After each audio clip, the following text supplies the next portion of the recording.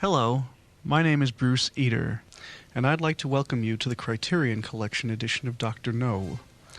For this secondary audio track, we've assembled discussions with Terence Young, the director of Dr. No, From Russia with Love, and Thunderball; Peter Hunt, the editor of the first 5 James Bond films and the director of On Her Majesty's Secret Service; Ken Adam, the production designer on all but one of the Sean Connery Bond movies; and Richard Maibaum, the author or co-author of all but 3 of the United Artists James Bond pictures.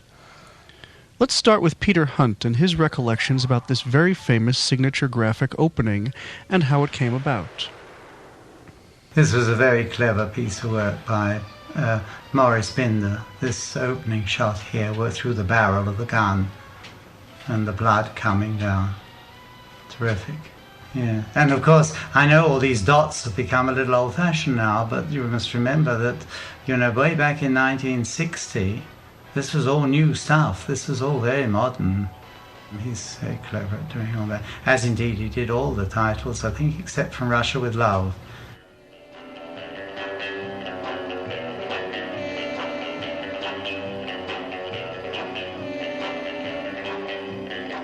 Terence Young. The music was originally written by somebody else, not by John Barry, but I wasn't happy with the theme that we had. They were trying to use underneath the mango tree as a theme for James Bond, and I said, well, that's a really stupid idea, because eventually you're going to be making pictures without mango trees, and you're going to look a bit stupid, Somebody at United Artists Music told them about John Barry, who had a small band, and he came up with that thing, which I think was wonderful. I think it was very effective and helped the film enormously. Terence Young has his own special appreciation of one particular aspect of Maurice Binder's work. He has a genius for getting, no matter what the picture is, a lot of naked girls into the credit titles. And he usually shoots these scenes of the girls in a swimming pool himself, without the help of any other director or cameraman. These girls have got clothes on. It's surprising. That was perhaps later he got sexy. Peter Hunt. It was one of the early films of special titles. We've grown so used to it, it's very hard to realize that in those days they didn't make special titles. They put the names up over part of the film or something that had been shot. It was a nice segue into there. They're actually walking on a tread board on the studio with a white backing, just a white backing. Maurice has put in a couple of red blobs and the other things to give it some reality. But in fact that is just a white backing, white and blue backing, and the feet. And it's lit, of course, in that shadow. Now we're into the real shoot of the film. Terence Young. That was shot in Kingston, Jamaica, and believe me, you wouldn't be doing that in broad daylight today without about 600 policemen there around you. It's one of the most dangerous places in the world. When you look at the picture, eventually, I still can't believe that we made it for $1 million, because we had all these different locations. We were in Kingston, we were in Ocho Rios, we were in Montego Bay. And the picture, chiefly due to Mr. Ken Adam, had a very, very luxurious look. The actor on the right, Anthony Dawson, is one of the few people who played in more than one of the Bond pictures. One time there was a rule that nobody could play in more than one, but we broke that once or twice. And nearly all these actors were just amateurs from their other jobs in Jamaica. We're coming up on a sequence that became far more exciting through Peter Hunt's editing. People, when they used to see this sequence, other people in the studio used to go, oh, can you do that? And I would say, sure, it tells you the story, doesn't it? It makes it exciting. What do you want to do? Why do you want to hang on to it further? And then when we came to mix the tracks, the mixer, who's dead now, God rest his soul, lovely old Mac at Pinewood, was very cooperative with me, because I used to say, make that louder, make that door bang really hard. Don't give it a natural sound, give it an unnatural sound. This is an unnatural piece of work, And he did, and he would do things. He got into the spirit that I tried to inject into him, rather than being an old fuddy-duddy with sausage hands, as there so many are. To save money, we shot in real houses and things like that. Yes, this is the lady who, she got the job in this particular sequence because she owned the house and she allowed us to use it. It wasn't quite an ultimatum, but I know it helped us get the house. I didn't have anything to cut to. That's what you wanted to see, that jump cut. That is in order just to make the crack of the glass of the window and the crack of the bullet come closer together. And I was able to overlap the sound so that you weren't really conscious of the jump cut. I suppose I took out about 3 feet of film there. Normally, if I want to do that, then I'd cut to the body or her clutching herself, then back to him with another man shooting. But I really didn't have anything because I didn't have the material, you see. The action now shifts to London in one of those quick edits by Peter Hunt that characterize the entire picture. The communications room is the first and most conservative of Ken Adams' sets, but one where high technology for 1962 does play a part. He explains. It was again, I felt that the office of the MI5 chief, M, should be very conservative in a traditional English office setting with period furniture, and he was reputed to be an ex-naval officer, so it showed some of, I had naval prints and other things. Whereas his communications room, again, I wanted to be high-tech for that period, with a lot of computers and tape recorders and maps and so on. And it was really, I think, the first time that I tried to do something which was contemporary and maybe slightly ahead of its time. Initially, the screenplays were very true to Ian Fleming's books. The visual style of the films developed, but it obviously started with Dr. No, which was slightly larger than life, tongue in the cheek, and at the same time an expression of our electronic age and computers and all that. This is really a steal on the introduction of Paul Muni and Juarez, the man talking and everything off for a long time. But it was one hell of a good introduction, I'll tell you.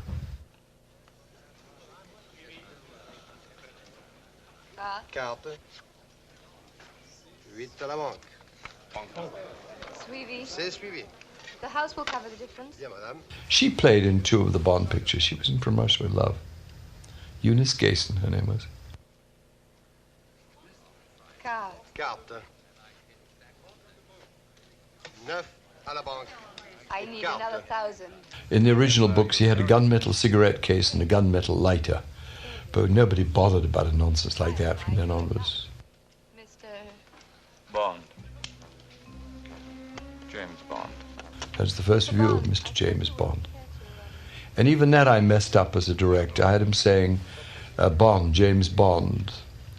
But the way it worked, it wasn't good. I tried something else, and he goes, my name is Bond. James Bond. And it just made the difference with a lighter. But he was a fine-looking guy, and he had a splendid physique, he really did. We had made a picture some years before, not a very good picture, for MGM, called Action of the Tiger, with Van Johnson and a marvelous French actress called Martine Carole. She really was something. And when the picture was over, she said to me, this is the boy who was going to be a big, big star. And I have to be honest, I didn't see it at that moment. He was playing a pretty rough, uncouth deckhand on a boat. And it didn't really occur to me that he was ever going to be a big actor at that time, I have to be honest. But when we did Bond, and after we'd been working together for about a week, I just knew that it was going to click. Because he was really interested, he was really trying.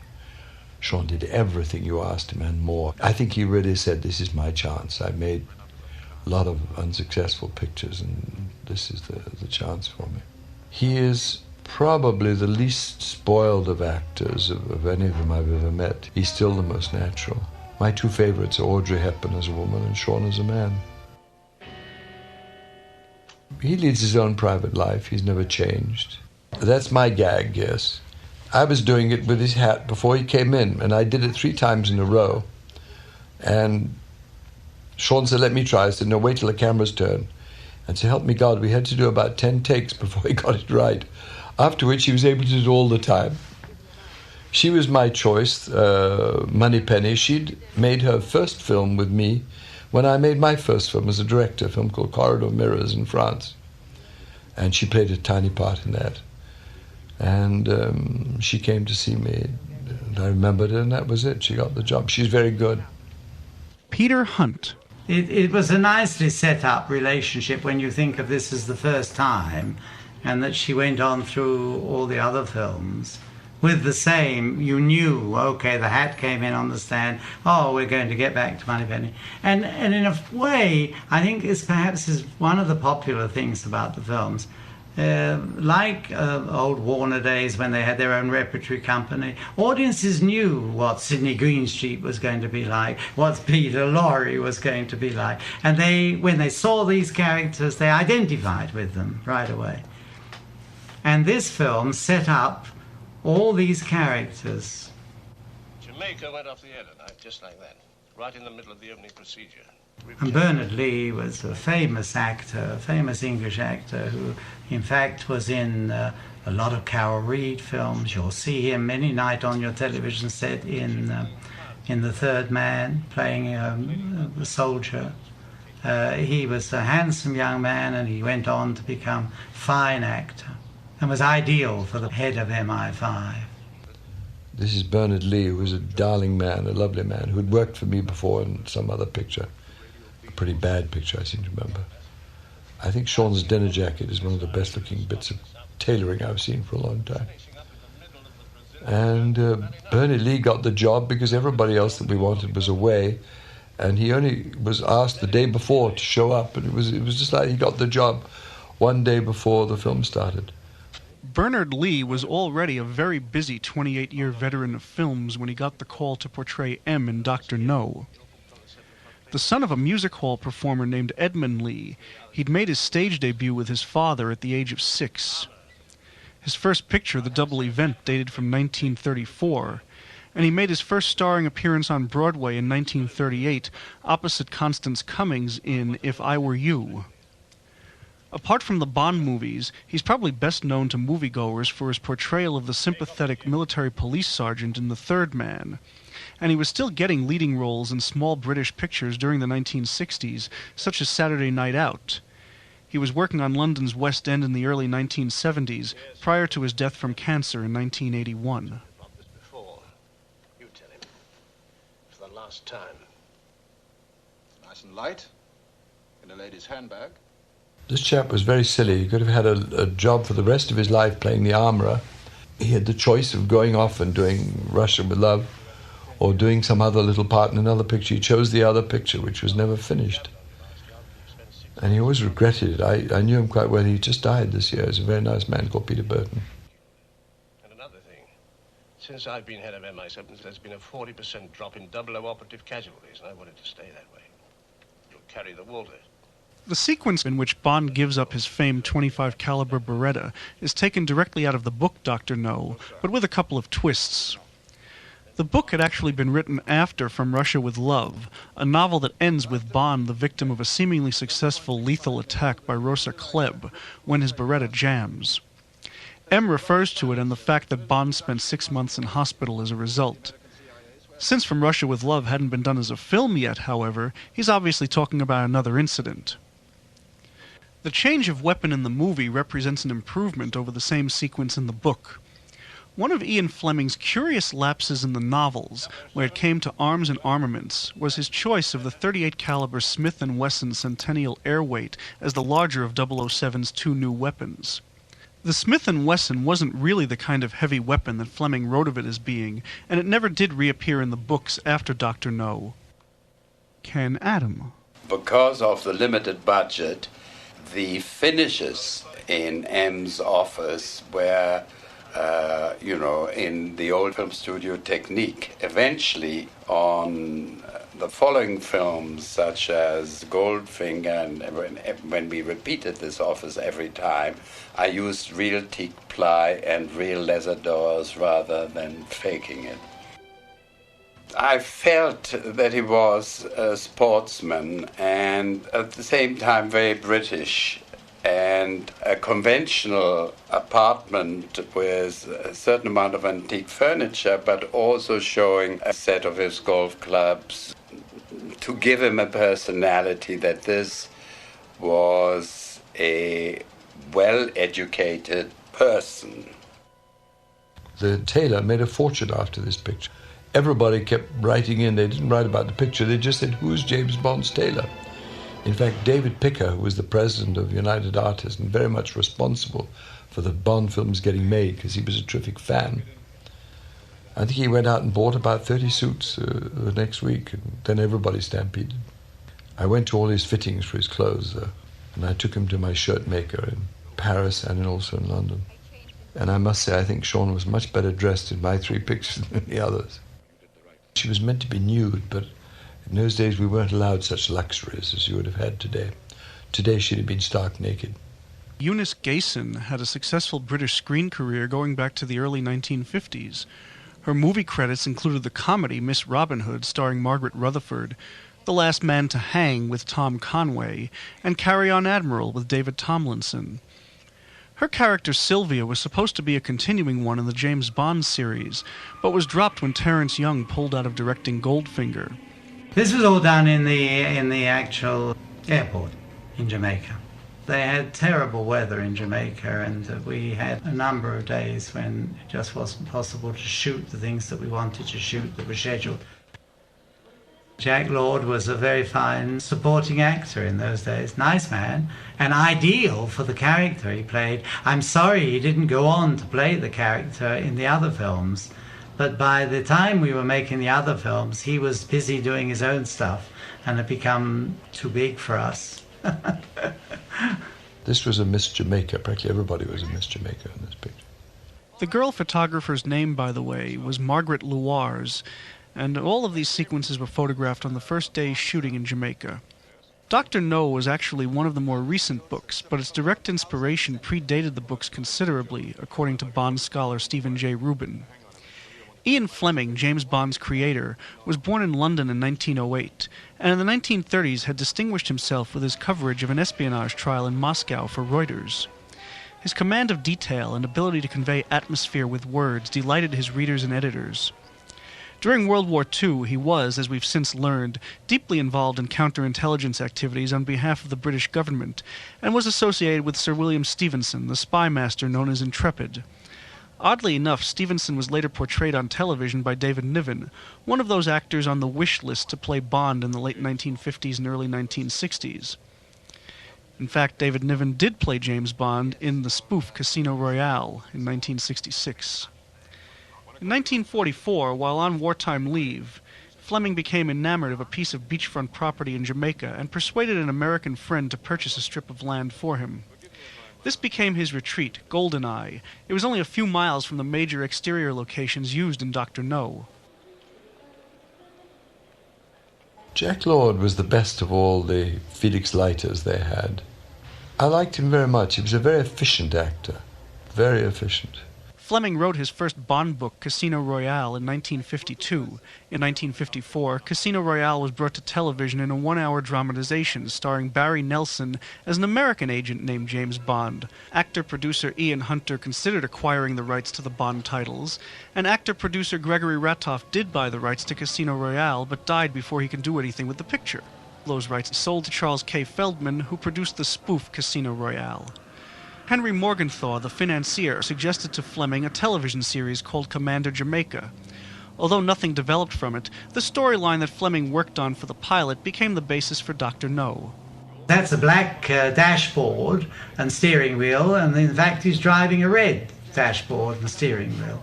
But we won't go into those things, will we? What happened was, because of the weather and the problems, we picked up inserts in other places, and I used them where perhaps they weren't supposed to be used. Your eye doesn't go to the black of the thing. Your eye goes to what I want you to look at, which is the speedometer.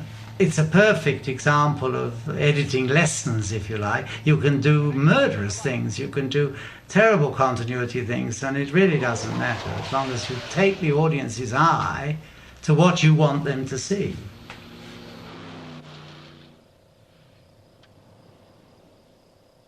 That particular introduction, you have a man's reaction, you wonder what the hell he's reacting to, and the camera pulls back and he's reacting to a gun in his back, you know. As I say now, you see it once a week in some show or other, but that was actually, I think, the first time it had ever been done.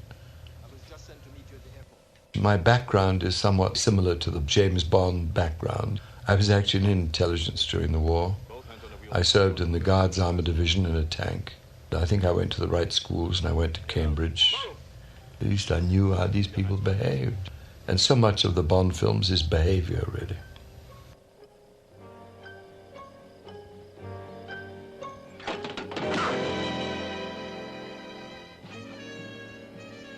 Sean is also wearing a very elegant grey flannel suit. Spoiled by putting his gun in his pocket.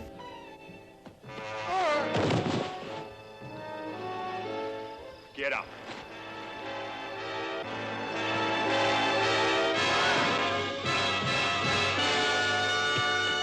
It's bad matching, if you've noticed. He swung at him with his right and hit him with his left, but that's not my problem.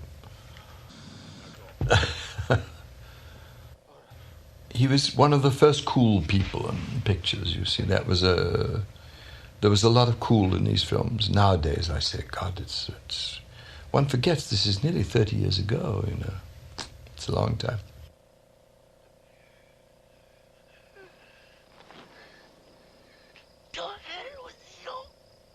And this was considered a very violent scene. I remember having discussions with the censors, certainly in England, about this. But today, you wouldn't think this was violent.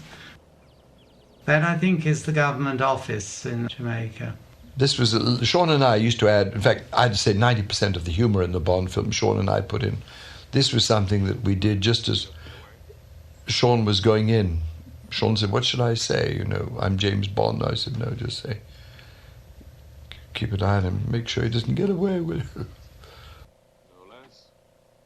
Another revamp by Mr. Adam. I think that's also part of the casino, one part of the casino. Now, this guy was, I think, the head of the police there, if I remember rightly. Great, very keen amateur actor. But I must tell you that this whole style that he was dressed in, the half-inch cuffs below the sleeve of the suit, was all done by Terence. That was Terence Young. So this is all straightforward plot things. He's now, this is really the storyline. Here he is trying to find out what happened to Strangeways, and he's piecing together the mystery of the whole thing. Richard Maibaum, born in New York in 1909, is the writer responsible for transforming Fleming's prose into screenplays that allow men like Young, Connery, Adam, and Hunt endless possibilities for invention in pictures like Dr. No. He spoke a bit about his own involvement in the series for the past 28 years and the transformation of Dr. No from the printed page to the big screen. Richard Maibaum, screenwriter, producer, sometime golfer, and sometime ballet dancer, which is what I've felt like very often in juggling the various graceful and ungraceful actions that are included in the Bond films. I met Cubby Broccoli first when I was recommended to him by Alan Ladd to come over to England with him and make 3 pictures in England. Then when Mr. Broccoli and Mr. Saltzman got together on the Bond pictures, I went to work for them jointly.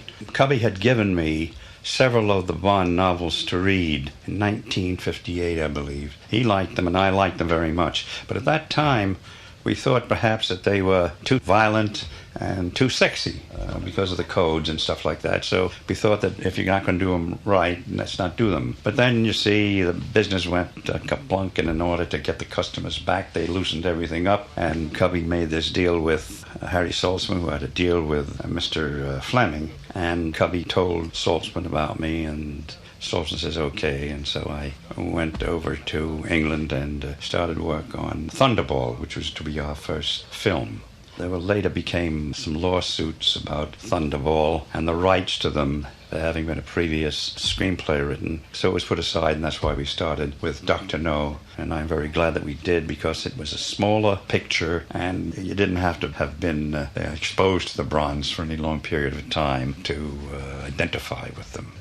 Dr. No is an interesting film in that it's more of a kind of a mystery story, unlike From Russia with Love and Goldfinger. As a matter of fact, all three first pictures had not solidified yet into the form that we eventually ended up with. And we all knew that Dr. No was an interesting and colorful work, but none of us really thought that it was going to be the surprise hit that it later became, for which we are very grateful, of course.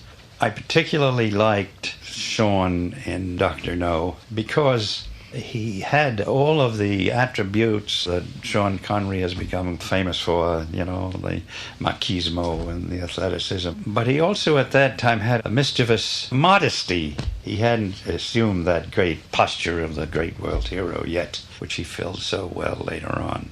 Also, Dr. No had that wonderful girl in it, Ursula Andress. Sean's treatment of her, far from being the roughneck that he later proved to be with a lot of the other female stars, he was very tender and gentle toward her. There weren't many instances of that toward the various young ladies that he played opposite in the films to come.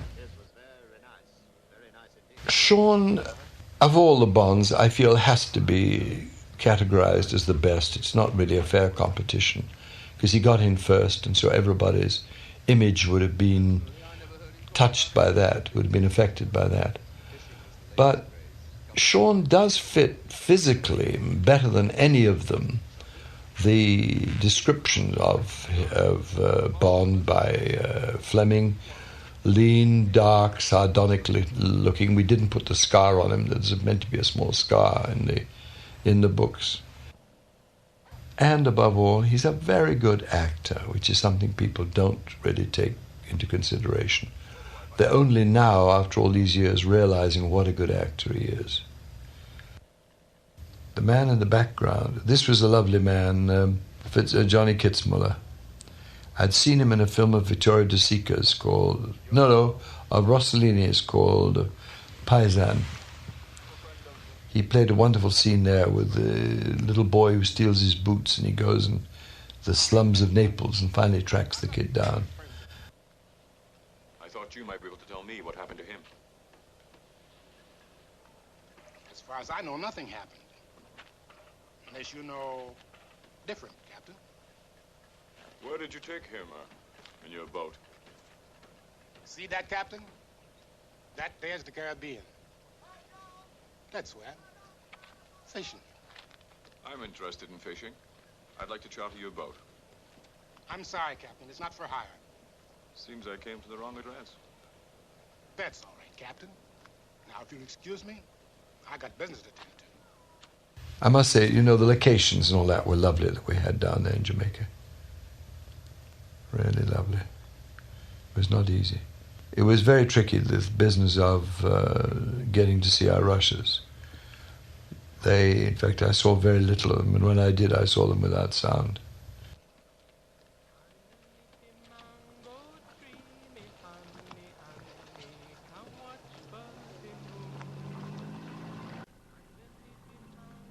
The two actors in this scene with Sean Connery are Lester Prendergast, who plays Pussfeller, and who really was the owner of the bar, and John Kitzmiller, who plays Quarrel. Although most Bond viewers may only know John Kitzmiller from this film, he was one of the most important and visible of black actors in international cinema from 1946 right up until his death from cirrhosis of the liver in 1965. John Kitzmiller was born in Battle Creek, Michigan in 1913 and trained as an engineer. He served in World War II as a lieutenant in the Army Corps of Engineers, and it was one day in Italy during 1945 that he was discovered by director Roberto Rossellini while in his barracks and given a role in the film Paisan. Kitzmiller got good notices and discovered that he liked acting. What's more, he liked living in Italy, where he suffered none of the indignities of American racism. He once told an interviewer for a local newspaper he could register in any hotel in Rome with a good deal less trouble than he could in Battle Creek, Michigan. This is actually shot in a little cafe. No, I give a lot of credit to Terence, because when I did it, I said, listen, Terence, you're a bad boy. You don't give me enough material. One thing. Oh, it was very difficult, dear boy. You say very difficult. The weather was terrible. Oh, he always had lots of issues. And I used to say, well, give me a little bit more. Don't be so quick in saying cut. Give me something on the end. That is all I had, shot for shots. Virtually cut before they finished their action, because Terence, that's the way he worked. I had to bash this all together. I quite like the way it's all bashed together, because it makes it very sort of comic strippy, which is what I thought. And he said to me, that's very good, that's very good. This is a very neatly written and directed sequence. Terence Young has gotten to pull his little trick with the reaction shot before revealing the gun again. And Richard Maibaum has used the Walter PPK as the calling card between the American CIA agent and the British Secret Service agent. It's a bit of cinematic shorthand that really could only work in a picture that's directed and edited as breezily as this. I don't like to shoot in master shots. John Ford was my godfather and my mentor in the film business. And I think you'll find that in Dr. No, I used about 90,000 feet of film as opposed to the 150 and 200 that's standard. With Willie Wyler, there'd always be 1 million feet of film. Same with George Stevens. Same with Anatole Litvak. Same with John Huston. I like to shoot the bits that I'm going to use. I mean, it's stupid shooting a whole sequence in master shot when it's quite obvious that you're going to use it for the entrance and maybe for the exit. But you can't play the real dialogue bits in anything except a medium and close shot. And so I shoot very little film. In fact, I'm a bit stupid because I should shoot more. Very often you need something for your editing afterwards and you haven't got it. It's a real nightclub featuring Byron Lee and his all-Chinese band, and the song Jump Up, which was released as sheet music. I think that's Chris Blackwell, that blondish boy there. I had as an assistant there a young Jamaican, a white Jamaican, but he's been there for 4 generations. And he had a Jamaican passport called Chris Blackwell, who came to me after the shooting of this picture and asked me if I'd lend him or whether I'd invest £5,000 in a record company he wanted to start for all the Jamaicans in England. He was going to just get music that they would like and take it round in the back of his car and sell it. So I said, yes, I'd do it. And he brought his partner. I said, but I'd like to meet the partner if I'm going to be a director of your company. I'd like to see who I'm in bed with. And the next day, this chap showed up with Chris. Chris came with him. And they were both absolutely high as kites on pot and something else, I don't know what. And my wife said, look, don't touch it. You're going to, these boys are not safe. All I can tell you is that Island Records was sold about 6 months ago for $400 million. So it wasn't a very good decision on my part. But he's a lovely man, very nice person. John Kitzmiller, by the way, made a second movie in 1946, To Live in Peace, directed by Luigi Zampa, and then starred in Without Pity. And in 1950, he was the star of the first film directed by Federico Fellini, Variety Lights. In 1957, he won the Best Actor award at the Cannes Film Festival for his performance in Dolina Mira. This was the Miss Jamaica that we acquired. She was a very beautiful, as you can see, a beautiful woman. Don't think she'd ever acted in her life before. She was awfully good. This guy was the owner of the nightclub, and I think he was I hope he's not alive still, but I thought he was quite an operator in some form or other. Nearly all our costumes were made by a Jamaican girl, fun enough. Instead of having a designer from England, there was a girl called Tessa Wellborn, and she was the niece of the rather sinister barman I've just been talking about, or second cousin. And she did all these costumes. And I, having been born in China, I'm a great believer in the cheongsam. I think it's one of the most elegant things you can possibly wear. And so we put Ursula into one later, and we used it here as well. Also at the table is Jack Lord, about whom Young had some more thoughts and recollections. This picture did him too much good. He got offered a thing called Stony Broke or something. He paid a rodeo. No, he did something else before that, but he was inundated with TV offers immediately after. I knew this picture was going to be a success, that's all I can tell you. I mean, you know. But we thought it was going to be a success to get his money back in 6 months or 9 months and make a little profit. And I thought it would be good enough to carry a second film and maybe a third if we were lucky. But I never thought it would go beyond 3 films. Neither did the producers. None of the local fishermen will get neither place. Now we're about to come up on the assassination attempt against Bond. It features a very subtle piece of trickery by Peter Hunt. It's covered very nicely in the music, and it reveals a great deal about the editor's art, apart from making a film tighter or making a scene flow better. Sometimes they can make the scene work altogether. Dr. No. Here come our 3 blind mice, or 2 of them. One got killed somewhere. The actual car coming round with the headlights didn't really work, but I made it work by flaring the film on these guys. I hadn't got a shot of the car with the headlights going across camera, which would have cut in with that and made it absolutely sure and obvious. You see, I flared the film in the laboratories there to get the idea of the car coming up, because I didn't have a shot of the car coming up. Please. Have you an appointment, sir? I'll tell him it's James Bond. We met yesterday at the Queen's Club. Very well. He's somewhere in the lab. Anthony Dawson, who plays Professor Dent in Dr. No, is a Scottish-born actor who trained at the Royal Academy of Dramatic Art. Although primarily a stage performer, his screen work includes Anthony Asquith's The Way to the Stars and the would-be murderer-turned-victim in Alfred Hitchcock's Dial M for Murder, a role that he originated in the stage version. Curiously enough, in From Russia with Love, he was the first man to play Ernst Stavro Blofeld, with his back to the camera and his voice dubbed by Eric Pullman. Peter Hunt picks up the commentary on Dawson, Dent, and Dr. No. He's a great friend of Terence's, and Terence used him as understudies, as extra. I mean, Terence used him all over the place, wherever he could. And he went out with them because he was a good all-rounder, and they gave him that part. He's quite a good actor, and he lives in Italy. It was a big family, it became. And you must remember, I worked with these producers for 11 years, continuously. I got to the position where they practically thought, you know, if they wanted their car cleaned, oh, Peter Hunt will do that. You know, anything that was difficult or wanted to be done, you know, you'd find them say, well, give it to Peter Hunt, he'll do that.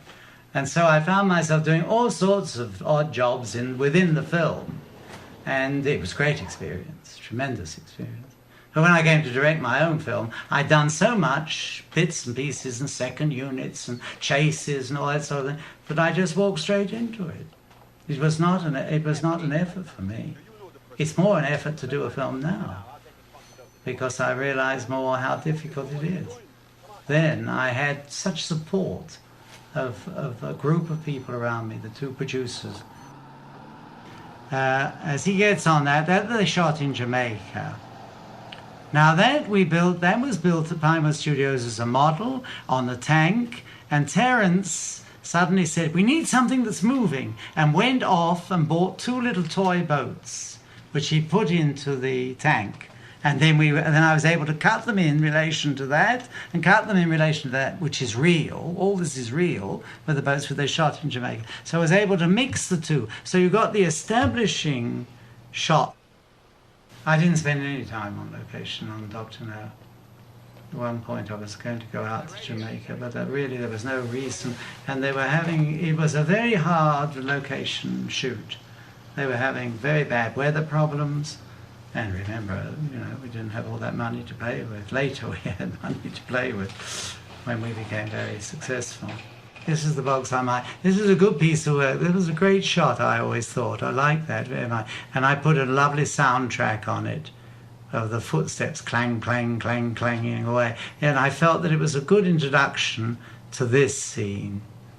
again, which is a masterpiece of imagination on the part of Ken Adam, the art director. At that time, I was already very low on budget and so on. I had, I think, £475 left for this set. So I came up with the idea of this enormous grill in a circular opening, an empty set with a stylized chair, and you know, I knew it would give interesting possibilities to Ted Moore, the lighting cameraman, in terms of black and white and contrast and shadow effects. And it was a complete stylization. I mean, it was not based in a way on a real room or reality, and I always like to work on most films in this manner. And it turned out to be a very effective set. So the whole idea of that grid in the ceiling and the reflection on the walls was like a spider's web. I had the idea of that thing on the top because there's only two sides. There isn't anything else. There's no reverse shot. Everything is shot in this angle. I remember when I was working for Alexander Korda many years ago, they'd built an enormous set with a piece of staircase and a great big thing showing the cathedral windows. And you really got the impression that you were in a medieval palace, you know, and it was literally a thing about the size of this set. The contrast here works so well. It's the juxtapositioning of two complete opposite. I mean, here you have a completely utilitarian set, which is very effective, and you cut immediately to the luxury and the elegance of Jamaica, as it were, of a very expensive hotel. Sean was, well, Sean was pretty average. He didn't like to do anything that was too dangerous, or that he thought might be dangerous, you know. He didn't like, and quite rightly so, like many actors, they don't want to, and neither does the production, want them to injure themselves in any way, so that, you know, he had to be careful. They all have to be careful from an insurance point of view. But he wasn't like Burt Lancaster, you know, who would get out there and do it, who had been a trapeze artist and could really enjoy doing it. He didn't do that. On the other hand, if you asked him to do something that was fairly straightforward, he would do that. You ask him to do something that he thought was complicated or a little bit dangerous, like hanging on the wing of a plane or something, no way, you know, or falling out of a fast-driving car or things like that, no way. He'd say, get a stuntman. The next tricky thing was how to get Sean and a spider together, because it was a real tarantula.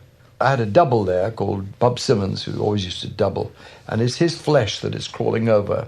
The only way we could get the tarantula to crawl over Sean and have Sean in it, we had to have a glass plate in between.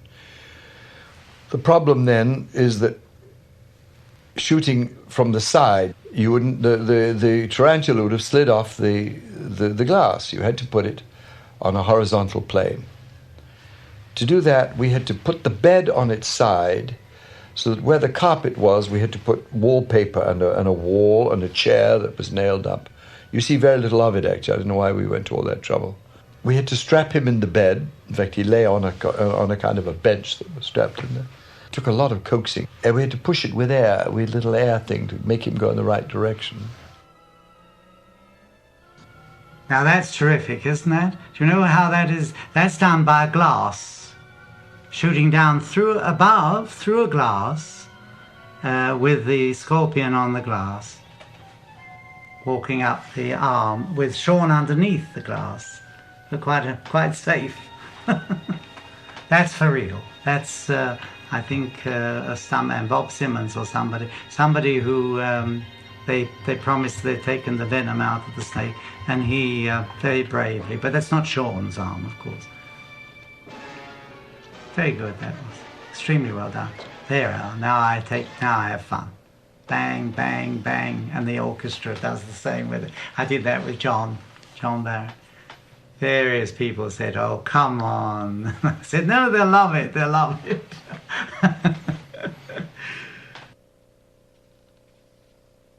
There's a quick fade out. There's a perfect example of how you can use a fade out. I always remember Bill Hornbeck, who was an American editor, who said, "Never use a fade out. Gives the audience time to ruffle up in their seats and become restless. Keep the thing moving," he always used to say. But those days, they used to do great long fade outs with big black lumps. I don't like them knowing any of these tricks, I hate it when you see films about how films are made. I personally like it all to remain an illusion. This is the illusion of drama, the illusion of cinema, the illusion. You go into a darkened cinema and you sit on your own and you identify with the characters on the screen. And this is what we've been fast losing over the last decade or so. And of course, with the advent of television, where Grandma's making the tea and somebody else is talking and all that sort of thing. But we've lost that illusion. Now we all become visually orientated. The film Dr. No seems an almost perfect realization of Fleming's book. Richard Maibaum was asked what Fleming's attitudes were toward the screenplays and the films. I had the feeling that Mr. Fleming was a bit of a snob. That's all that I felt about it, but a tremendously talented man, much a greater writer than most people gave him credit for. His descriptions and character studies and all those things, simply marvelous, really.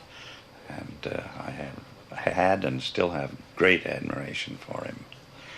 He just didn't seem very interested in the writing aspects of the things, which was odd, but he got bored with them, I think. He got bored with the books after a while, and the books showed it, too. I think the best of them all was, of course, not Dr. No, but On Her Majesty's Secret Service, by far the best novel he ever wrote. He didn't seem very interested in anything. I think he read the scripts, the screenplays, and then would write little marginal notes about that in the club. And James Bond would call M one thing, when in the office, of course, he'd be much more formal about him and stuff like that. And the only thing he ever asked me about From Russia with Love was when he met me during the time we were shooting that, he said to me one question. He said, "Are the rats in?" You know the scene where this rat stampede in the cellar of the thing? That was the only question he ever asked me, "Are the rats in?" And then, of course, he did say, "Your screenplays are so much funnier than my books." I don't know why. I should have told him, because we tried to make them funnier. Dr. No had actually followed an extremely circuitous route to the screen in terms of its plot elements. At one point, Wolf Mankiewicz, the British author and playwright best known for the films A Kid for Two Farthings and Espresso Bongo, had worked on the screenplay, before Terence Young managed to pull it all back together. When I came onto the picture, there were 4 scripts. The last one was written by quite a good writer. He wrote a couple of quite interesting English films. But Dr. No had become a chimpanzee. Don't laugh. He was a monkey, an ape. And we were about 2 weeks short of going on location. And Cubby Broccoli said, "Look, I know Terence writes quickly." And I was locked up in a hotel suite in London, the Dorchester. And I rewrote the script going back to the book. We used much more of the book than was originally in the other scripts. And we went back, I'd say, to about 75%, if not more, back to the original story. And this is one of the things that always surprises me. You make a film, you spend a lot of money buying a book, and then you hire 10 other writers to get as far away from the book as you possibly can. All right. You leave the Port Royal Road out of Kingston, then along the Windward Road, until you get to the cement factory. Now, this was something that we put in afterwards. this long dissolve with her voice going over it. It, of course, has become very commonplace today to do this sort of thing. But on that day, now her voice carries on, and as he's driving up, she's giving him directions where to go. That's a double driving the car, if you look very closely. This is a little bit of BP. That, I didn't remember that. That's back projection. Oh, I do remember. We had to have this because he goes under this crane in a minute. It's good back projection. Charles Staffel at Pinewood Studios, I think you're right. Excellent man, excellent technician. This is the improbable. Impossible. That's back projection under there. I didn't know how to get the car off the little car pushing a big car off the road. I mean, it doesn't make sense, you know. Sean suddenly sees this thing here, and I suddenly got the idea that that would be a good way to get the big truck onto the road if the car would pass under the arm. Well, we said to Sean, come on, drive up and let's see, and it cleared it by about that much. So I said action, and as the car came round the corner, it was bouncing on the road, and it was going about 1.5 feet off the road, not 4 inches. And I tried to shout, stop it, but there was no way. And I just honestly prayed like that, and I said, please God, please God. And he bounced just before, and he came down just under, and he went under. I was nearly killed at the bottom here. That's me with the camera here. And but for a clever assistant who dragged me out of the way, I would have been killed because I had my eye on the eyepiece and the camera was hit by the car. Now, this guy was the real driver, and I'd given him $25 to let us shoot the scene. And I said, do you want to make another quick $10? And he said, yes. And he comes up and he says, what happened? And he got a bad laugh. Because it was so stupid. It was one of those stupid things you don't think of at the time. Then when we went back to the dubbing theater, we used another voice in any case for him, and someone said, how did it happen? And then Sean says, I don't know, this is one of the goodies we kicked up on the thing, because none of the scene was in the picture. And he just said, I don't know, I think they're on their way to a funeral. And got an enormous laugh. Only because of the changing of what happened got a wrong laugh. It was a bad laugh from the house. And twisting it round, it got a big laugh, and a big laugh at the end of a scene carries you over a long time. It carries you halfway through the next scene. And I learned that from the Cary Grant comedies. It worked awfully well at that particular time. The only other thing about it was the governor of Nassau, of the Bahamas, came to watch a shooting. We broke for lunch just after that. God was I relieved. Oh, God was I relieved. And the governor arrived with his wife and everything. It was a frightfully hot day. And Sean had taken off his trousers to keep cool. He was perfectly dressed up to there. But Sean came alongside, and we said, can we present you to Lady Brennan? And he said yes, and he jumped out of the car. He didn't even have a jockstrap on. She said, my dear, said like that, and turned away. And he said, oh, blah, blah, blah. So they got him a towel and put his trousers on, and the thing went on. It's rather beautiful. Oh, thank you. Tell me, do you always wear it up? Don't you like it that way? Yes, very much. Nice Bondian touch. Zena Marshall, she's a famous actress. She made a lot of pictures in England during the 40s and 50s, along with people like Phyllis Calvert, Margaret Lockwood, and those sort of people. She was well known. That's a wig she's wearing to give her a sort of oriental look. And she's a good actress. I suppose today you'd have had a love scene in there. You'd have had two bodies naked, rolling around with one another. Well, I mean, even in those days we had quite a heavy sentence. You never got that close from the censor's point of view. But I don't think you miss it. Somehow there's a sexuality about it all. Forget it. May I use your phone? She was a friend of mine. I got a lot of my friends into these pictures. There was a gag in this that we did We didn't have it in about 4 or 5 takes. It was just in the last take, and we nearly didn't use it, but it was very effective.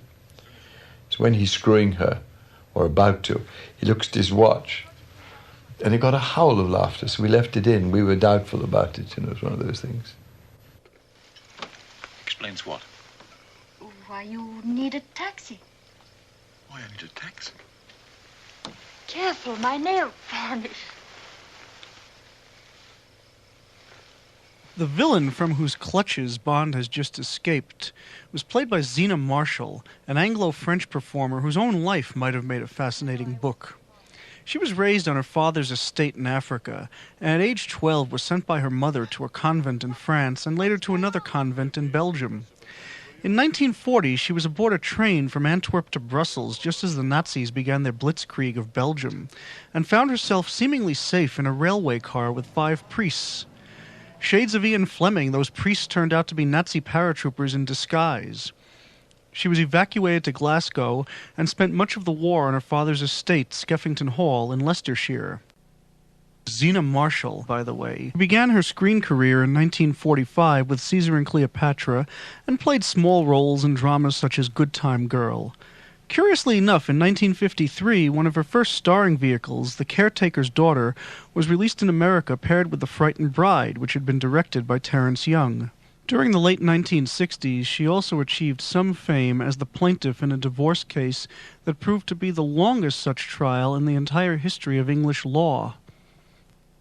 This really projected Sean into a star sort of character, and as he went on and did these films, so of course he got more famous, more well known, and more confidence, and now he's a fine actor. Now he's a big international star. But at the time we made this film, you have to remember, he was hardly known at all.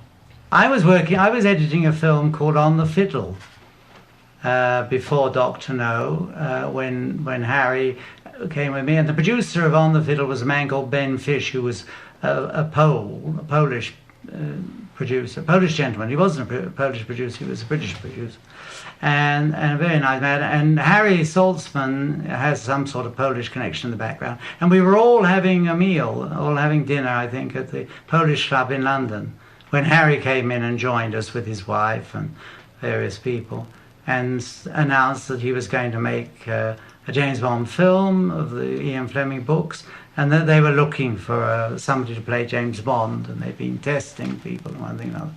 And it was Ben Fish who turned to me and said, "What about that Sean Connery? Don't you think he might make a good Bond?"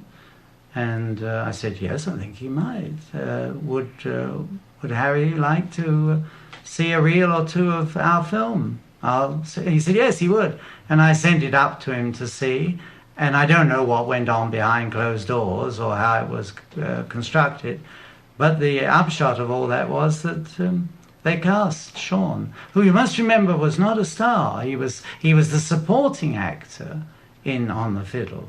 Now we've come to a scene that created one of the few censor problems that Dr. No encountered. Peter Hunt talks a bit about the difficulty that they had in doing away with Professor Dent.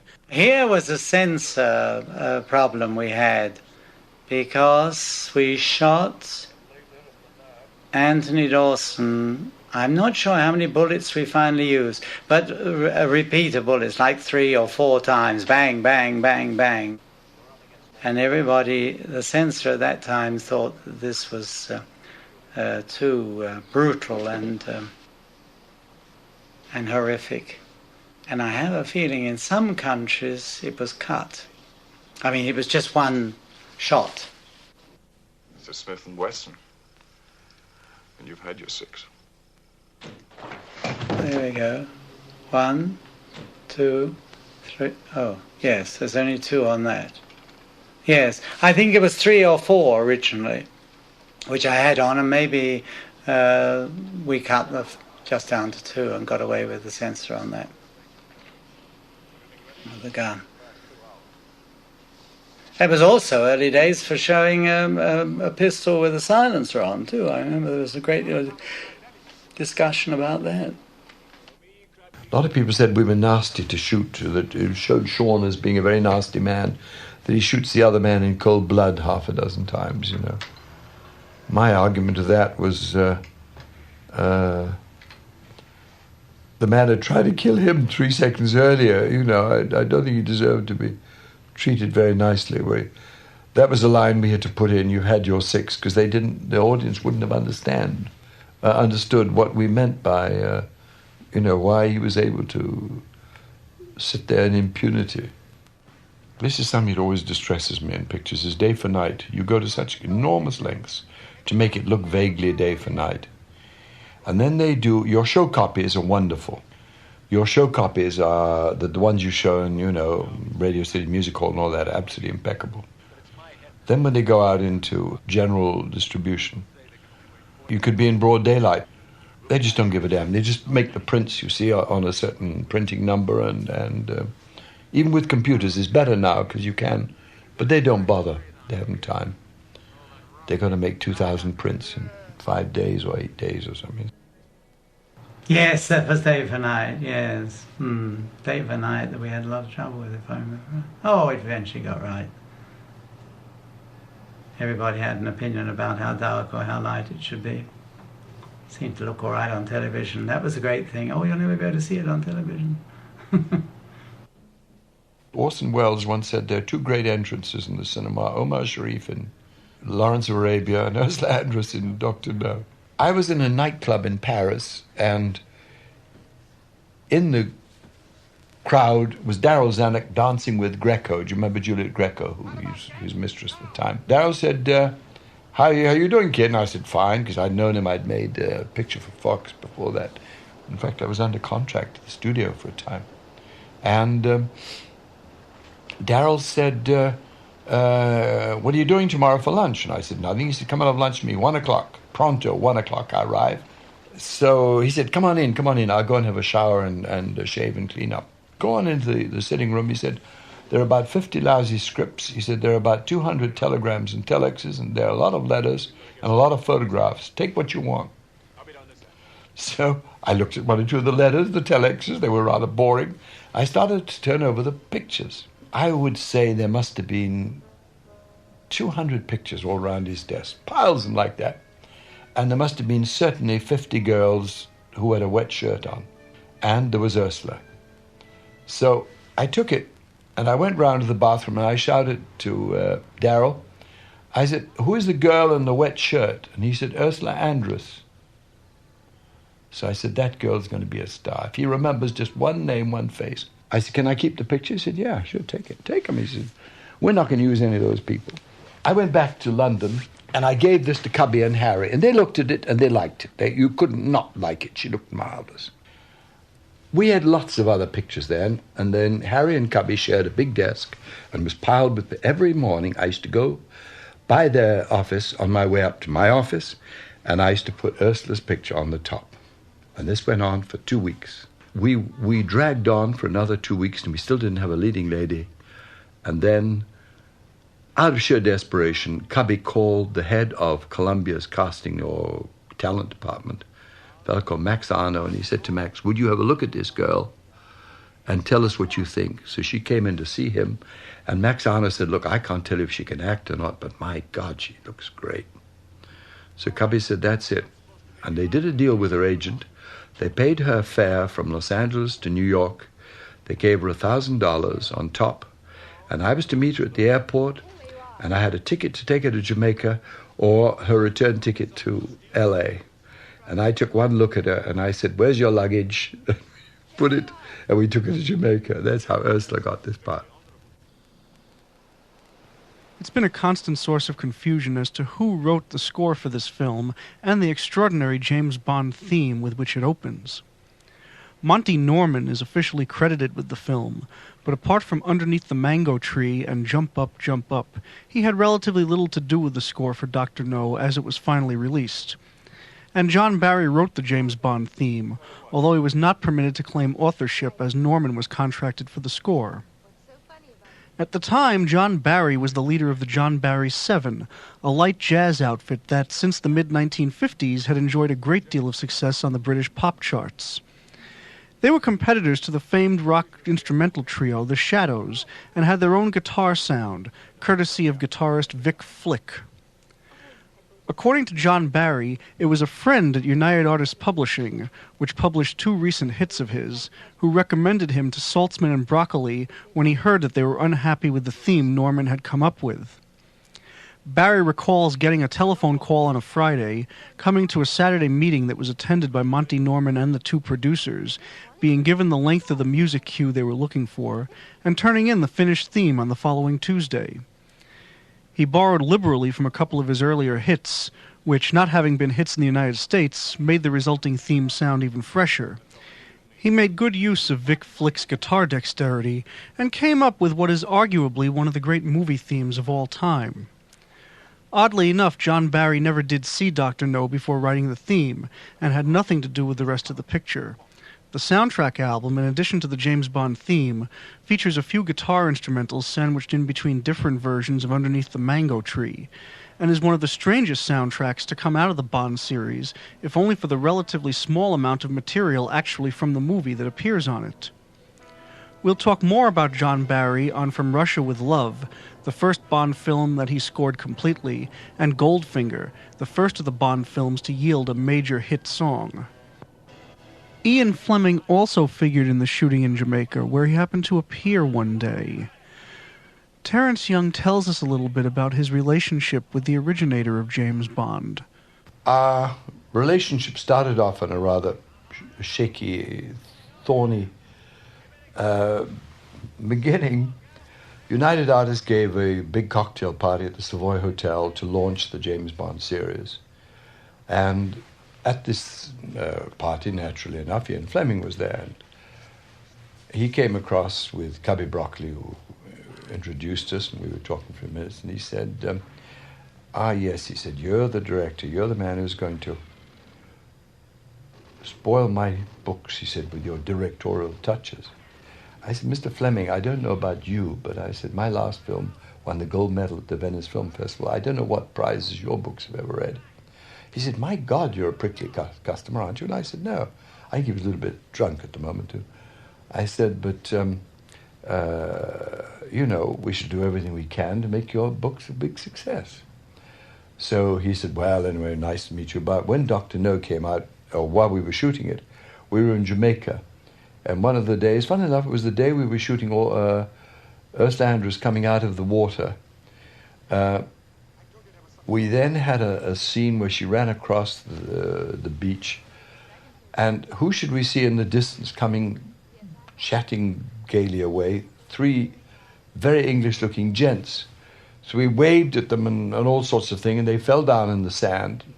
And when we said cut, they came forward looking rather sheepish. They were Noel Coward, a famous English, a very intellectual writer and essayist called Peter Cornell, who was the editor of, like, the New Republican in this country, and Ian Fleming. And at the lunch, we all got very high together. It was a very good lunch sitting out in the open. And they were absolutely fascinated because he thought that Ursula was even better than his honey child rider in the book. And he said, would I like to go out and have dinner at the house, which I did. And then I used to go up there 2 or 3 times a week. Noel was usually there.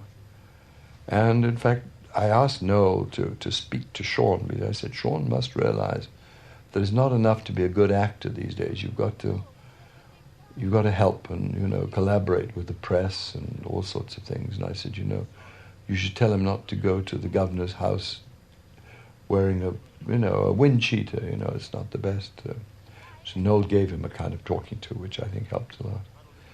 But I then became very friendly with Ian. We used to have lunch together every Thursday. I lived in France, and he lived by the sea in Sandwich on a golf course in the south of England. And he used to come up every Thursday to do business. And every Thursday that I was in London, we used to meet at the Connaught Hotel. Now, Ian has this enormous aura about him of being a tremendous gourmet because of the meals he describes and the splendid wines that you drink. But every lunch we ever had and every meal I've ever had with him was the same. He used to have scrambled eggs And then he used to have about 4 large brandies and ginger ale. So much for this great gourmet. And I used to feel very embarrassed because I'd be having a damn good, we'd take alternate weeks to pay, you know. And I felt terribly guilty, you know, and after this had been going on for about a year, I said, look here, and this is silly. I must do 3 at a time and you do 1 because, you know, I'm having wine, I'm having a 4-course lunch and everything. He said, dear boy, he said, you've made me a very rich man. He said, you know, I'll keep on like this, he said. And unfortunately, he died after From Russia with Love. He came out to Istanbul. Now, the funny thing is he'd never been there, although he wrote about it very knowledgeably. He'd never been there before, at least he told me. And he came and stayed with my wife and myself. We'd taken a part of a hotel for ourselves. I didn't stay at the Hilton with the rest of the crew. I like to be alone if I can. As Dr. No progresses, it's impossible not to appreciate the locales we've been watching, particularly the scenes at Crab Key, which were actually part of an estate very near the place where Fleming and Coward both lived. These shots of Connery, Andress, and Kitzmiller breathing through hollow reeds, by the way, were all done at Pine Wood in London, according to Terence Young. I had to shoot the close shots of this and them in the... this was all concocted. None of this is in the script. We just put all this in because it looked exciting, the location. The close-ups of them with the weed, sucking the weed, we had to shoot in the studio afterwards because I didn't have enough time. I shot the whole of the sequence in 1 day. I had about 10 weeks for the whole film. Here we get the wet shirt syndrome. You'll notice what a damn good physique Sean had, and which none of the others have had, I'm afraid. He was a weightlifter and a bodybuilder in those days.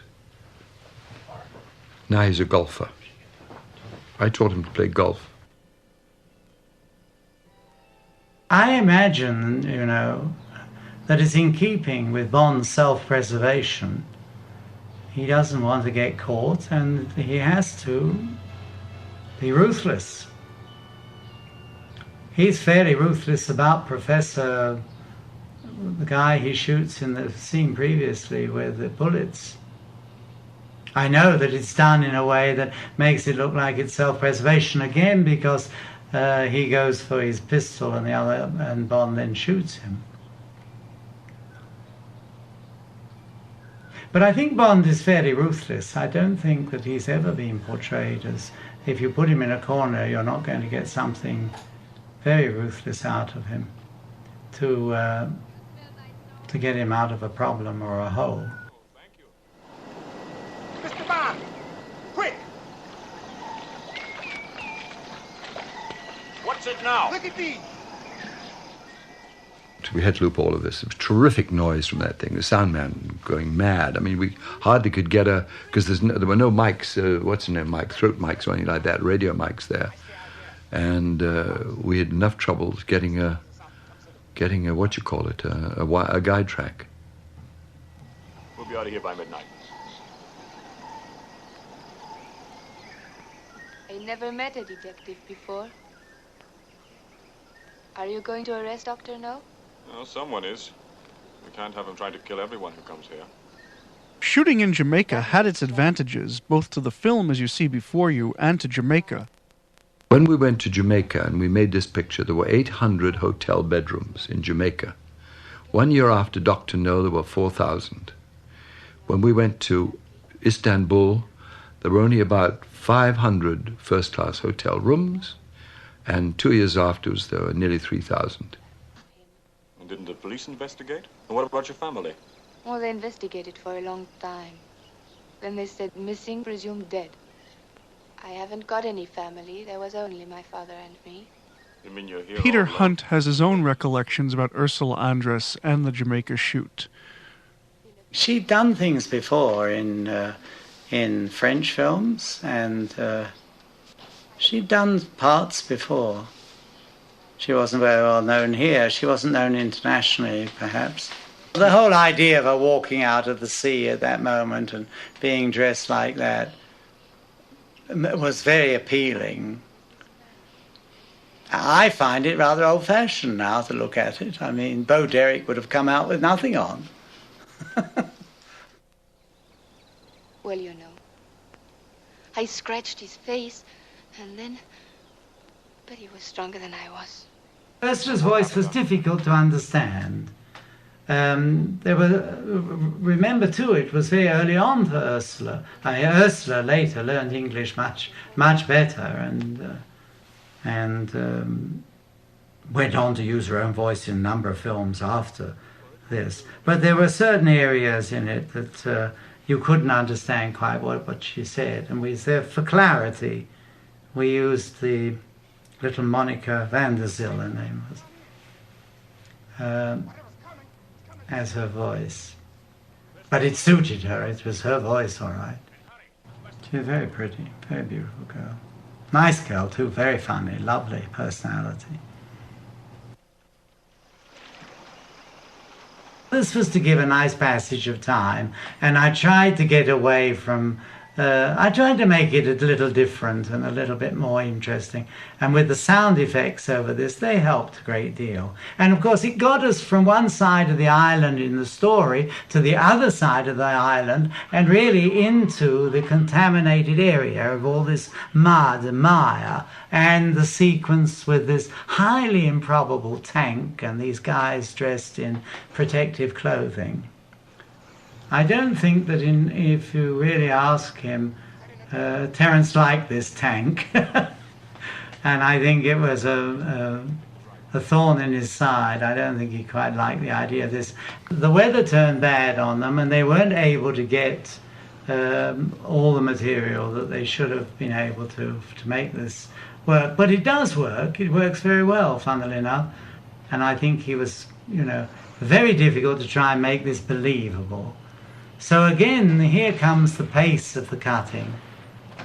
The pace of the cutting and the sort of effects behind it made it more believable. If you analyze it silent, if you just look at it without any sound, it really isn't very, very believable. This was a kind of I can't remember what it was. It was a buggy, a dune buggy with a rather corny thing in front of it. It was not really much good. We didn't have any money to do anything better than this. We were lucky enough to have the flamethrower. Actually, what Ken Adam did in this picture is really quite remarkable, I must say. He's never done it before or since, in my opinion. I mean, I thought the sets in Strangelove were interesting, but I mean, he had all the money in the world for them, and I don't know how he did this. An awful lot of revamping. One set, but this wall would be painted something else and be used for another part of the forest, The Dragon is a reminder, however, after the almost playful interlude with Honey Rider, in which Bond has more than held his own against the enemy, that this is a violent action film. Poirot's death, in particular, is the most violent single scene in the film, and one of the most brutal deaths depicted in the entire Bond series, at least until Anthony Zerbe's explosive decompression in License to Kill. Like Tilly Masterson's death in Goldfinger, after the almost playful romp in Bond's Aston Martin, it yanks us back to the core of the story, and lends it a certain mythic element here that is played out later in Dr. No. The movie has gone through successive stages of violence also, from covert assassination and assassination attempts to quiet confrontations between the antagonists to this point, when all the cards are about to be laid on the table. Also for the first time, and really the only time until Goldfinger, we see Bond in a situation with which, at the moment, he cannot cope. It's all a lead-in for the explosive grand finale to come, the first of what became a tradition in the Bond pictures, and probably the best until On Her Majesty's Secret Service. We're about to enter the world of Dr. No, where the artistic brilliance of Ken Adam sets the mood for the picture. No's world is futuristic, even by today's standards. There's an element of Jules Verne in it, the atomic power and the functionally high-tech accoutrements sharing space with art treasures in the manner of Captain Nemo from 20,000 Leagues Under the Sea, or better yet, from Mysterious Island. More than one critic compared Joseph Weissman's Dr. No to James Mason's Captain Nemo, and strangely enough, Mason was also on the wish list of potential James Bonds at one point. Ken Adam talks a bit about his designs. There you see I was experimenting with copper surfaces and slightly, for that time, futuristic planning and glass perspex and shiny floors. And, because obviously the script was very loose about, he had to go through a shower, so they both had to go through a shower to be sprayed down. So I designed this, I think it was like on a treadmill, they going through behind this obscured glass screen. And I had a lot of fun with the set. I don't believe that cluttering a set is necessarily, a good design. It depends, obviously, on what sort of set you design. But I mean, here the main dramatic impact was that they had to be cleaned of any radioactivity. So, we came up with these panels flashing up and down and moving through this modernistic sort of shower. And so my design, I just played around with those design elements. And I think that is what was important to put over or to show to the audience. Peter Hunt has his own thoughts on the way in which the structure of the sets enhances the atmosphere and the effectiveness of the film overall. Here is a very good eye. You see, by pushing them out through there and into the door, we now set the scene, the brickwork, the underwater of them being down below the bauxite mine. That's really most kind of you. But for the moment... Of course. You'll be wanting to see your rooms. Breakfast is already ordered, and then you want to sleep. The doctor left strict orders you're not to be disturbed until this evening. He'll be delighted if you'll join him for dinner. Shall I say you'll be there? Tell him I also will be delighted. Splendid. I know he'll be pleased. Here we are. And back to Ken Adam with some more thoughts about the world of Dr. No and the way he created it. Yes, I must say I feel, seeing it again now, design-wise, that aspect is dated somewhat. But I had a lot of fun with these safe type of doors and juxtaposing them to an underground rock setting and making it look like a rather, elegant hotel of their time or slightly in the future, and at the same time building up to his eventual confrontation with Dr. No. And now, of course, when I look at it, and I had to do it for a limited budget, and I think it unfortunately does come over to some extent, but I had a lot of fun with it. It is almost a commonplace in stories of this kind for the heroic intruders into kingdoms such as this to be treated in a royal manner on arrival, whether you're dealing with Flash Gordon or 20,000 Leagues Under the Sea. In this case, Bond and Honey seem to have arrived at the Dr. No Hilton, but as always, there's more than meets the eye, or in this case, the lips. I don't feel so good. I feel so sleepy.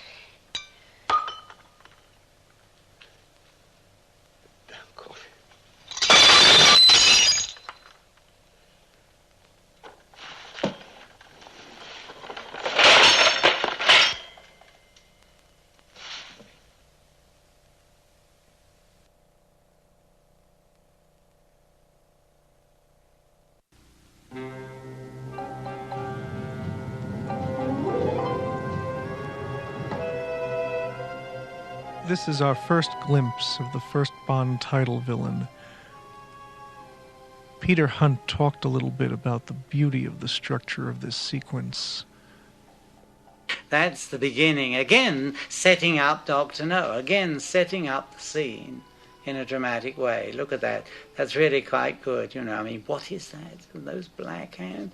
Eventually, I don't mind. So setting the scene again is very good. It worked. It made it all. It set up the scene. I try and set up every scene that you do. Sometimes you can take more time about it. You can be more clever about it. Sometimes you can do it just very quickly and easily, and it slips away. You must never do it to the obvious extent that we're doing it now. That's looking at it and analysing it. I do it for the audience who's paid his $3 or $4 and going to the cinema, and who's going to sit there and be again in the darkness and enthralled with the story. And as long as I make the story work, that's all that matters. It's almost time for dinner. We don't want to keep the doctor waiting, do we? Yeah, they gave him one of his old suits. She's wearing a little bit of Chinese, which comes from one of the staff, I suppose. But anyway, it all worked, and it was nice and elegant. Yeah, well, no bra, too, you see. The emphasis of no bra, I guess, in those days was really quite crazy in those days, that's right. As I say, unfortunately, it's 30 years ago, and we've gone so far forward now. The sound in this section of the film is also quite different from the sound earlier in the picture. Peter Hunt talked about that. Yes, well, I tried to make it different because we were so far, to make it underground, to give it a different sort of feeling, atmosphere, to give it that atmosphere. And later, of course, where he crawls through the tunnel, what do you call it, the air-conditioned viaduct or whatever it is.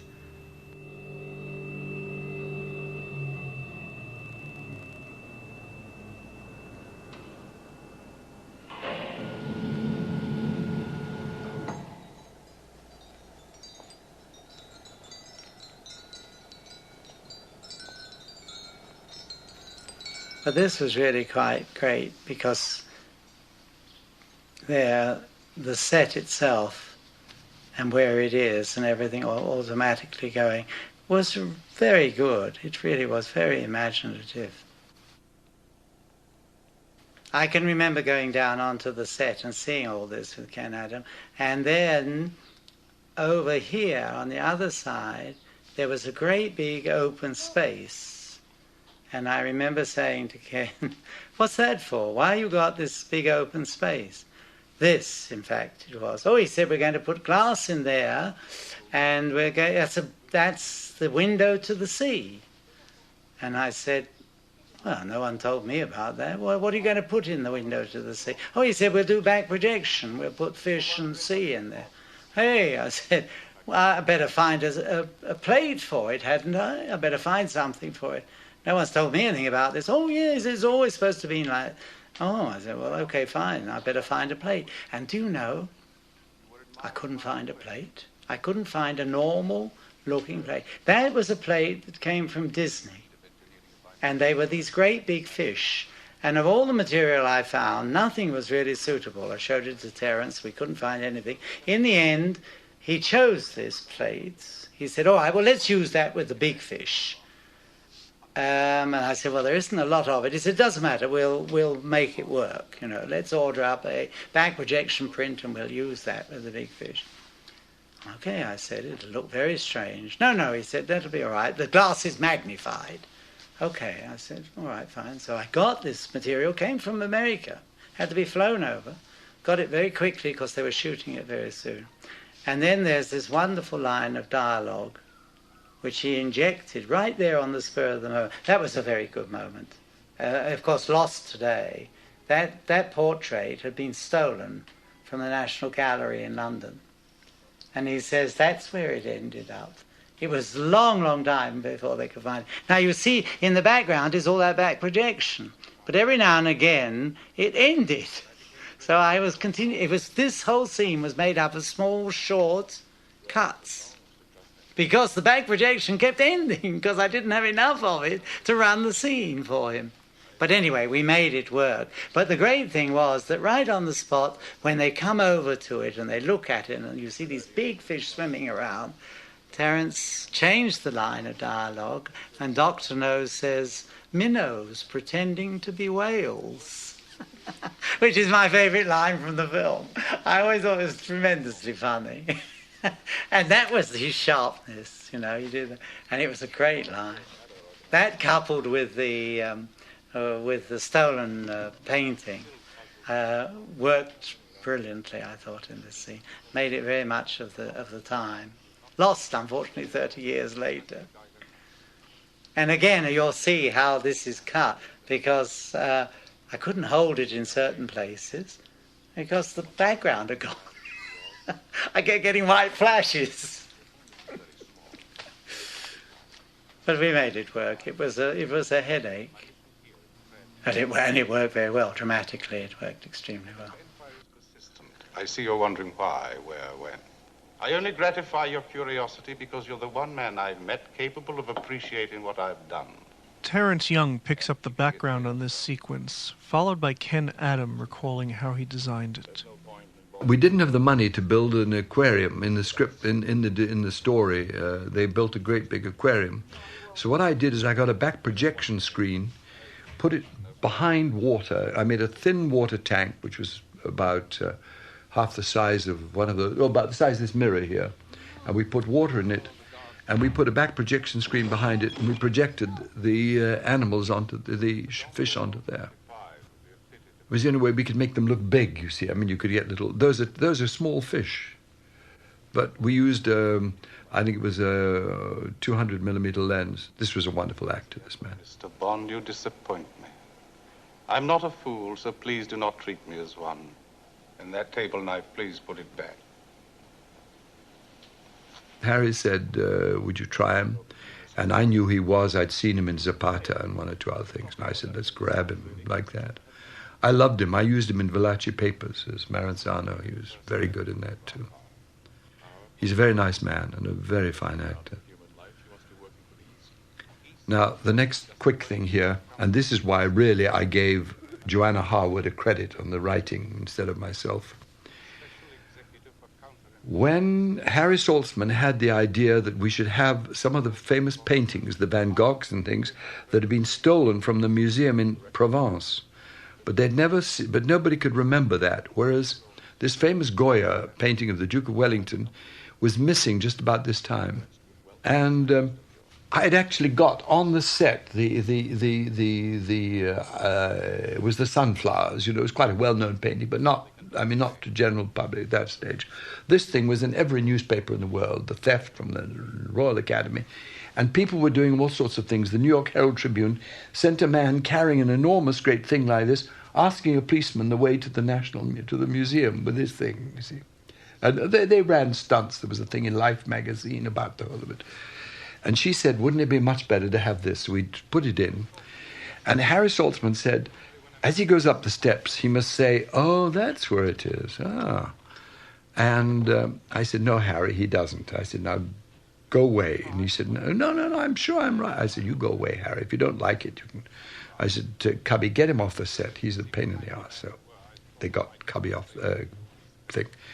We went back, and I said to Sean, you look at it, and you go, and walk on. The audience laughed for nearly 30 seconds. The whole first part of the dialogue here was absolutely drenched. We felt that it would be interesting to surround them in this exotic place with antique furniture and so-called priceless antique furniture and collections. I will never forget Cubby's reaction when he walked in. He said, you know, hopefully jokingly, it looks a little bit like Leo Corilla's ranch house, you know. Somebody said, wouldn't it be funny if we had the stolen Goya here?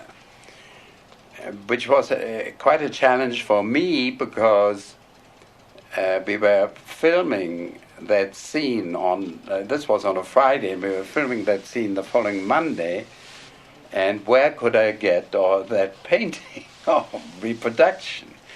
So I went to the National Gallery, and they gave me a transparency of the Goya, which I then projected at home onto a canvas, and I painted the Goya over that weekend.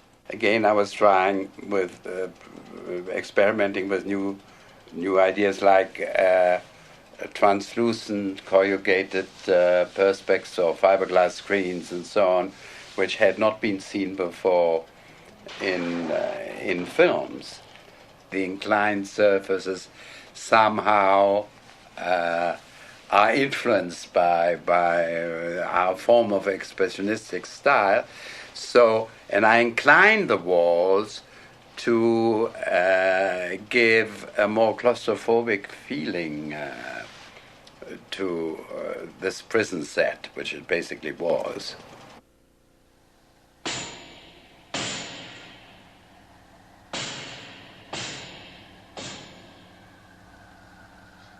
Now you get into the tunnel, which was quite a problem, because it's all right, like we're doing now, when you see him go front or... yeah. But for instance, an angle like this, when he's going round the corner, I could only use 2/3 of a section of the curve, and even then it had to be elliptical.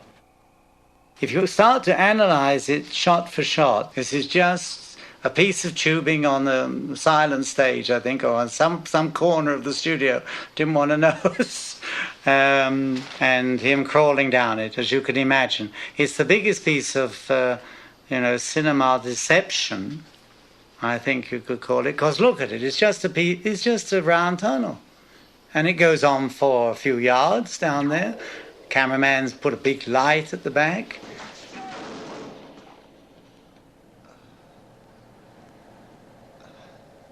I only had one little bit of set. We used it from all different angles. From above, it's the same one from above, from the side and everything. That's all we had with these two little bits. In fact, even that's a perspective. You can't go down it. It was very well lit, I think, by the cameraman. He did a marvelous job here. That's the same bit on the side, now put perpendicularly. Now comes the water, and this is a bit of special effects. I nearly killed myself showing Sean how to do this. We had to get a stuntman to do it eventually. It was a very stupid thing. There were all these rims around there. I showed him it was perfectly safe, and the stuntman proved with a sack of exactly my weight that you could kill yourself.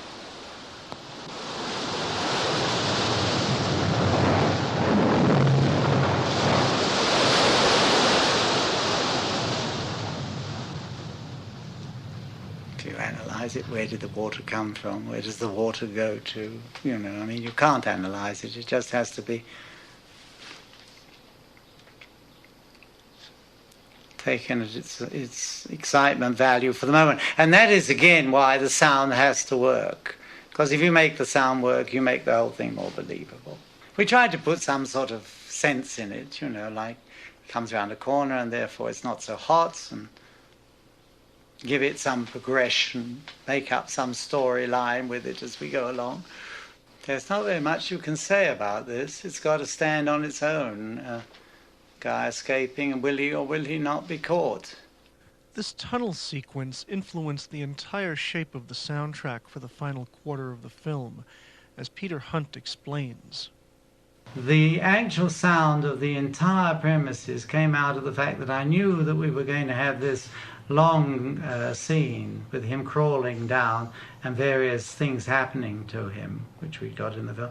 I was setting the background noise for this air conditioning when I felt maybe we should introduce something similar early on, and then rather gravitate towards it, rather gradually change it until he's actually climbing into the tunnel, when we could then use it for dramatic effect or whatever else we wanted to do.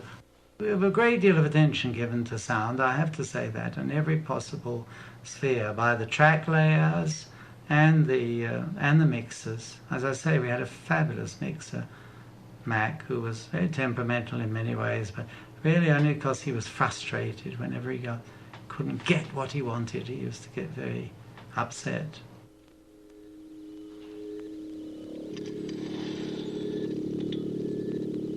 Now we're at the payoff, where James Bond pays back Dr. No for the lives of his victims and saves the American space program. And the public gets the first of its grand finales in a Bond film. Well, the roadblock is about 3,000 I think, feet in away. fact, that's to show you the launching of the thing from NASA. That's a piece of the launch material. I think you'll find I found a piece of film and we used that to make it look like Dr. No is interfering with the space mission. You see, it just gives it that added bit. Ordinary piece of back projection to assimilate a television screen. Yes, this is the thing they said put us over budget. The movie is actually a significant improvement on the book in terms of this ending. In the book, the underground complex that Dr. No inhabits was hidden beneath a guano factory that served as the front for the Doctor's operations, and when Bond escapes the tunnel, he takes over one of the conveyor belts and buries the good Doctor under a 20-foot mound of bird droppings. This control room and the nuclear reactor and the final battle that follow are far more entertaining. Converters, convector standing by, ignition heaters on. The nuclear reactor, the water reactor. Well, I knew very little about reactors, I must say, and I had two technical advisors who were from a nuclear establishment in England called Harwell, and they helped me a great deal on the actual design of the reactor. The room was a complete invention as such, but again trying to incorporate some of the items that, like the monitors and the artificial arms with which they handled radioactive material and so on. But the actual reactor, which is in the distance there, was based very much on the type of reactor they had at that time. Well, you see, you have to immediately tell an audience where the danger is and what can happen. And I think so you go a little bit bigger again than life. You've got a thing which changes danger level and with red lights and so on, so the audience immediately knows at what stage one is. I think I was going through that type of period at the time, of breaking up the design with, the main room with some interesting structural elements. I'm more interested in the overall effect of an ambiance of a set rather than in each detail of dials and switches and so on. I changed that at the next film, which was not a Bond film, or rather combined that in Dr. Strangelove, where you had the enormous war room, which was again very simple, and the interior of the B-52 cockpit, where every switch and dial was more or less accurate. And also because Stanley Kubrick loved playing around with switches and dials. So it depends where the dramatic importance lies. Here I felt, apart from this particular console unit there, it was more the general effect of the set the water reactor and the core of the reactor starting to glow rather than individual switches or detail. Well, the danger level sign was very important to show the audience, at what state we are.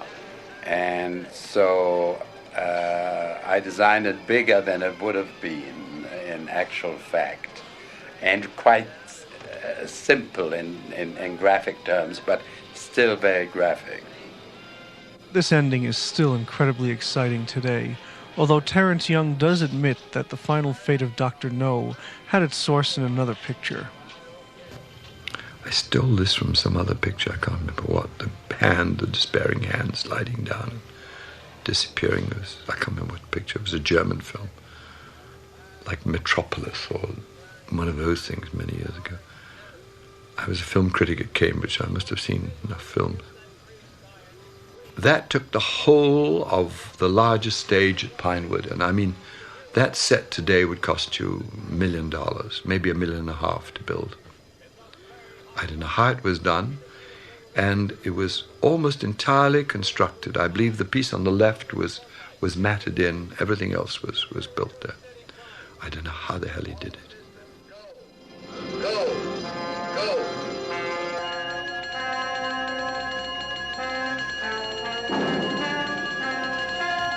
And ever since this picture, everybody's been offering me things like Star Wars and every picture that's ever got science fiction in it. And I'm totally disinterested. I knew nothing about any of this. And I hope to God I never have anything to do with a reactor or a science fiction thing again in my life. I've got no interest whatsoever in it. But I keep getting these things. They say, you'd be so good with it. It's still the matter of Honey Rider who Bond has to find. Where does a girl like him in? Her situation changed somewhat during production. She was originally supposed to be threatened by these land crabs that were to be devouring her, but they ran into problems, which Peter Hunt explains. Oh, yes, I'd forgotten about it. That's right, these damn crabs. Oh, my goodness me. They practically all died, I think. Oh, yeah, we didn't do... In the book, the crabs were eating her. That was what she was laying out there. The whole load of crabs crawling up and supposed to be going to eat her. But we did try and make... The crabs didn't want to know, and they all eventually were dying, and it became a disaster, but it didn't matter, so we didn't use them. There are shots of them, or there were shots of them, but I couldn't make it work. They looked so awful, I'm afraid, because they weren't really doing anything at a time when everything was going on. There she was in a passive state, as it were, that just held up everything. If the crabs had been crawling, or I could have made them like the rats in From Russia with Love, it would have worked. But it didn't matter. Look, it was very quick. She was perils appalling, tied down there, and he comes and grabs her and rescues her. Oh, and here it comes, the first of the big Bond explosions, courtesy of John Steers and his special effects team. That's a model going up, but it's extremely convincing from this angle.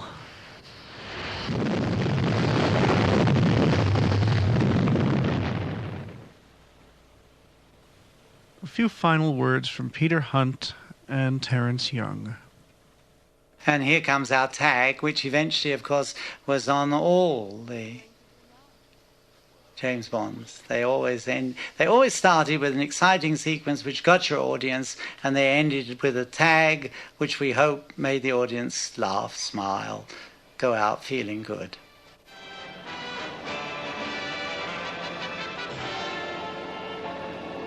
We didn't have an ending either. We cooked this one up on the set as well. This became then a key thing in all the Bond films. We always tried to end it in a way like this, and especially the very last shot of the picture. James Bond will be back in the Criterion Collection in From Russia with Love and Goldfinger. I'd like to take this time to thank Criterion, the interviewers, the participants, and most of all, the makers of the original pictures.